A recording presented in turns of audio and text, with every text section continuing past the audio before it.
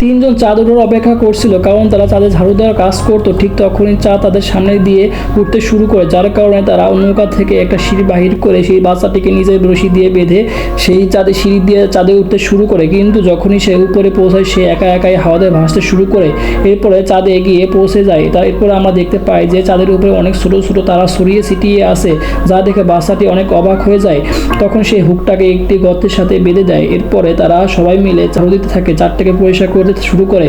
ঠিক তখনই অনেক বড় একটি তারা চাঁদের উপর পড়তে শুরু করে, যার কারণে তারা বাঁচার জন্য একটা গর্তের ভিতরে লুকিয়ে পড়ে। কিন্তু বাচ্চাটি এত বড় একটা তারা দেখে অনেক অবাক হয়ে যায়। তখন তার দাদা এবং বাবা মিলে ঝগড়া শুরু করে দেয়, কারণ তারা এত বড় একটা তারাকে সরিয়ে চারটাকে পরিষ্কার করতে পারবে না। ঠিক তখনই ছোট বাচ্চাটি তারার উপরে উঠে তারার নরম জায়গাটি খুঁজে বাহির করে হাতুড়ি দিয়ে বাড়ি দিয়ে মেরে দেয়, যার কারণে বড় তারাটি ভেঙে ছোট ছোট তারায় পরিণত হয়। যার কারণে তারা এত সুন্দর একটি দৃশ্য দেখে অনেক